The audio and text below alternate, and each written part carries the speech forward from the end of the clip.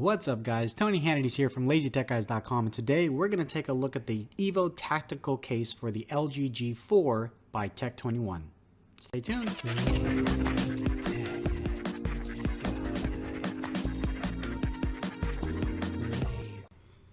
Tech21's probably best known for their Impactology with D3O, and we've reviewed a bunch of those cases. But since then, they've gone their own route with Impactology and have created Flexshock.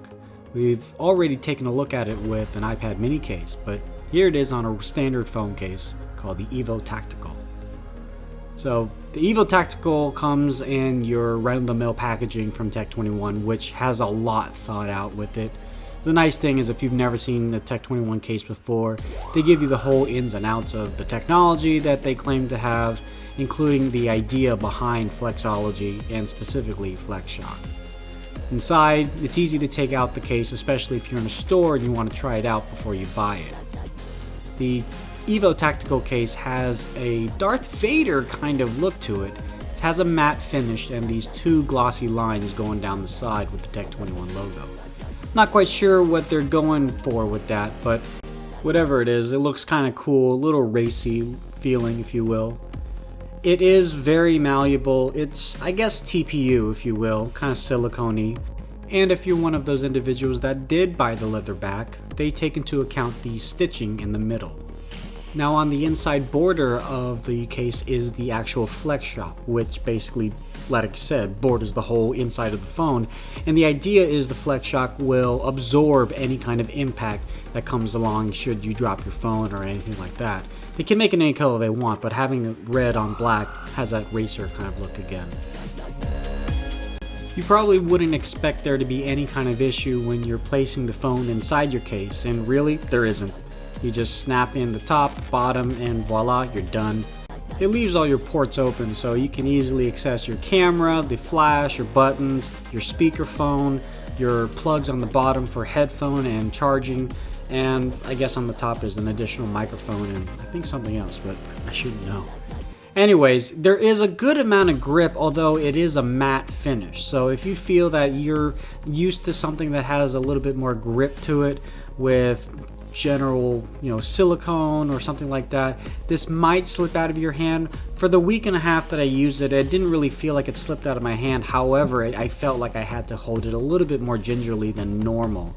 Still, I was able to use my phone just like normal, and it didn't cover the screen or anything like that. So I'd say one thing that did bother me are those black glossy racing stripes. You do see them peek out onto the sides when you're looking straight on, but you kind of get used to it over time.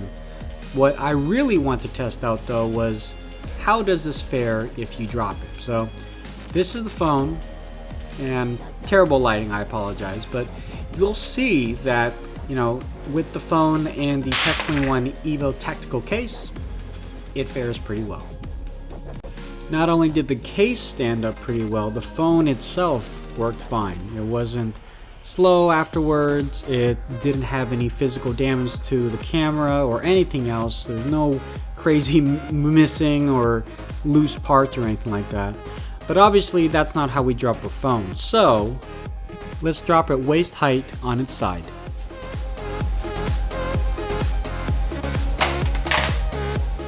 Ouch. But, of course, as one would expect, good as new. So, that's the Evo Tactical case by Tech21. Would I recommend it to you guys out there?